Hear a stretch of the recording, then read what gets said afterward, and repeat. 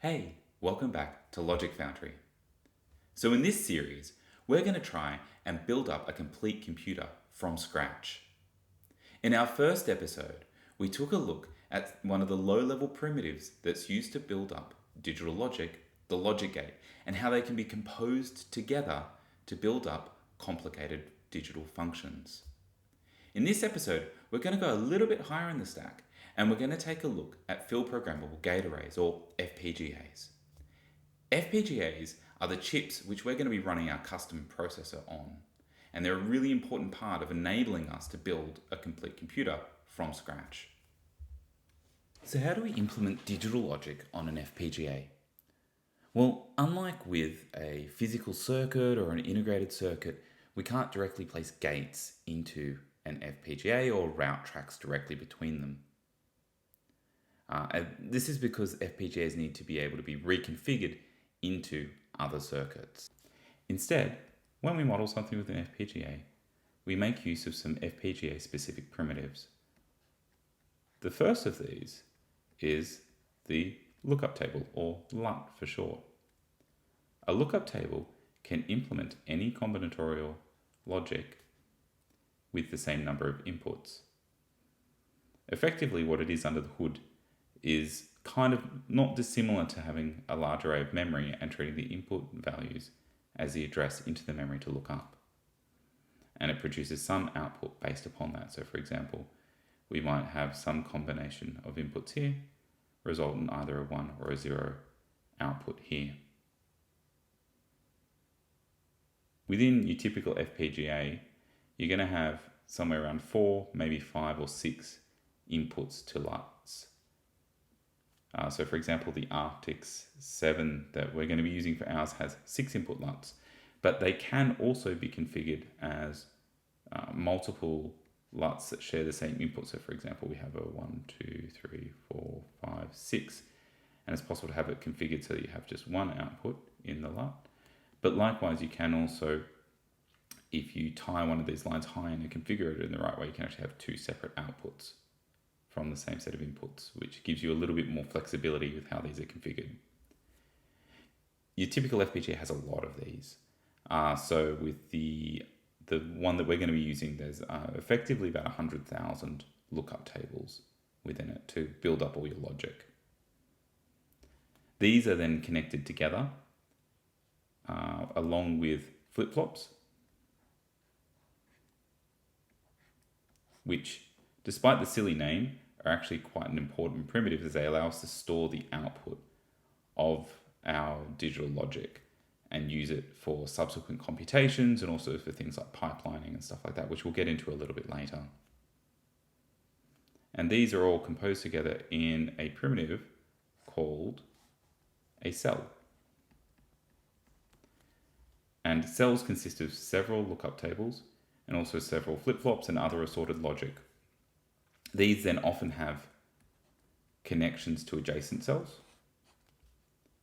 which allow for fast routing between adjacent cells.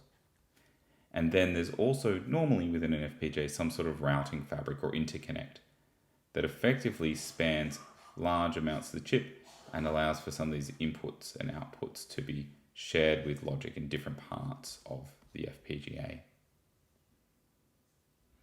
The configuration for an FPGA is normally generated by a toolchain that effectively takes what's called a hardware description language, or HDL for short, and transforms it into a binary file that can be used to, for example, configure our LUTs.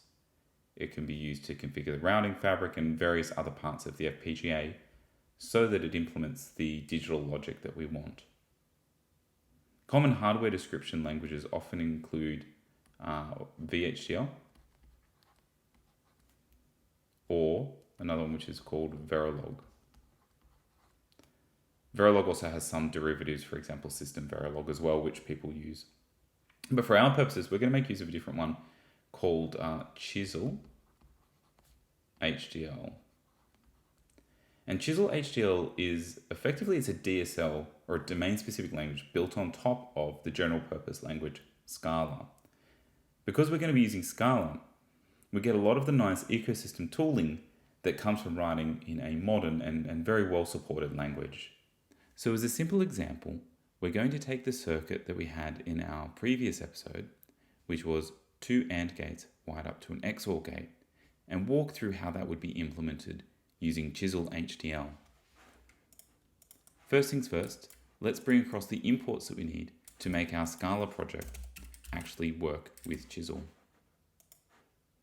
We pull across a compiler plugin and a set of library dependencies for Chisel and Chisel test, and then we refresh the project.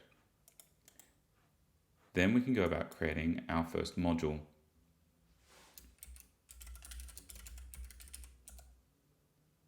Modules are a really important concept in not just ChiselHDL, but all HDL languages use modules to some degree. The idea is that you can create a set of logic that you can then make generic, and then you can instantiate multiple copies of it. So let's say, for example, our little circuit that we're going to build up here, we could then go and have multiple different copies of it and wire up the inputs and the outputs to allow us to effectively reuse these circuits. Now, in each of our files, when working with Chisel, we're going to want to import from Chisel 3, just because this allows us to automatically get a lot of the tools that we're going to use from the Chisel HDL's DSL. Now, we're going to extend a module from Chisel, and this is effectively now a very, very simple module, and it has some important things that it gets out of the box, like, for example, a clock and a reset signal. Now, we're going to, for our circuit, we're going to have an I/O, which is basically just saying that we're effectively setting up a property here for I/O, and we're going to use it for the inputs and the outputs to our circuit. In the definition of our I/O, we're going to define an anonymous bundle. So a bundle is a collection of wires that can be wired up as one holistic unit, or you can pull them apart and wire up parts of the set of signals. In our case, we're going to be implementing 4 inputs, one to each of the AND gates, and 1 output. So let's just grab 4 inputs. We're going to have input A equals, and it's going to be an input, and it's going to be of type bool. We're going to do this 4 times, and we'll get an output down here. And so we'll just go input B, C, D, and we're going to go with output. And we're going to change the type of the output to be just output. And that's important because these come into play when these circuits actually get synthesized.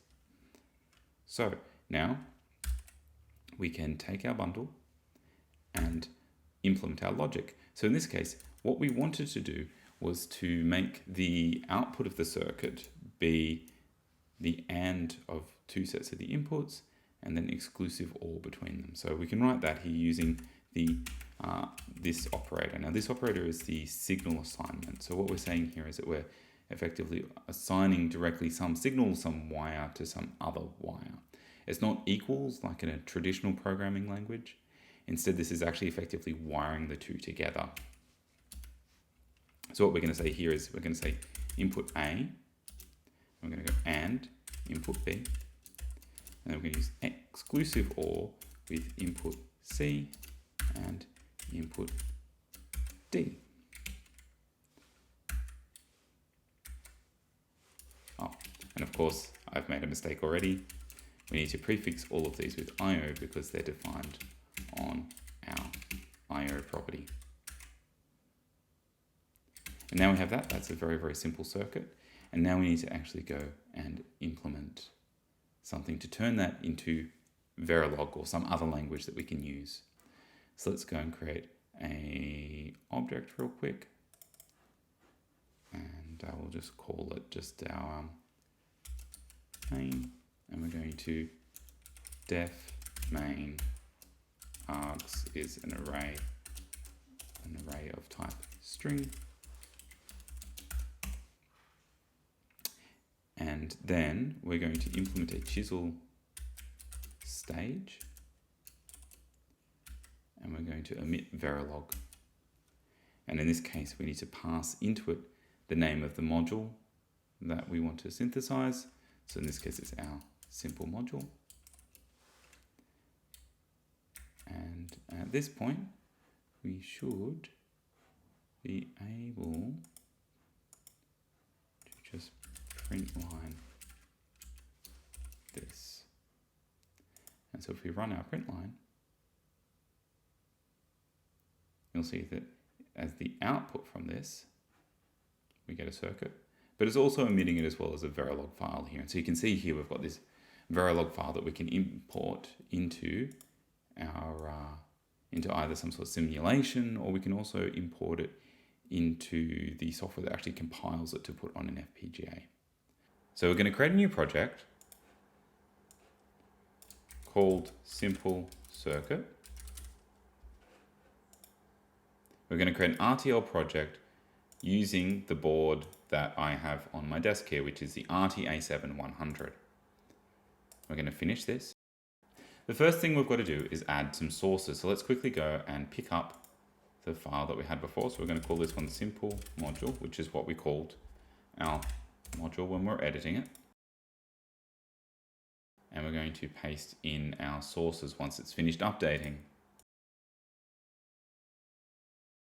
Now the last thing we're missing is we need to add a constraint file.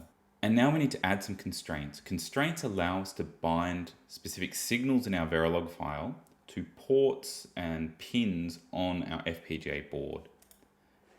So we're going to add a constraint, and we're going to add an existing file that I've got on my machine for this specific FPGA board. And we're going to add it here, and we're going to bind the pins we have. Now in this case, we've got a clock pin. We can leave that there, but we're not really using it, so it doesn't really matter. We're going to set up some of the switches though. And we're going to bind them to IO input A.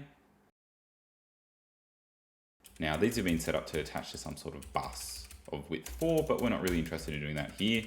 Instead, we're going to bind these to individual pins, so B, C, D. And then we're going to bind our outputs to one of the RGB LEDs. So let's bind this to the blue port on one of our RGB LEDs. And in this case, we're going back to here, it's IO output. So let's take that, bind that there. And now we're going to run a implementation. Okay, now that we've actually generated our bitstream, we're going to connect to our hardware. And you can see it's actually connected up to the chip. So what we're going to do now is we're going to program the device using the bitstreams file. Now we should see the logic work. Great, well that worked. So to recap what we did, we took our design from our first episode and rewrote it in the equivalent ChiselHDL. We used ChiselHDL's compiler to turn that into Verilog, which Vivado was able to turn into a bitstream we could upload onto our FPGA so that we could flick the switches and see the lights turn on in the correct pattern.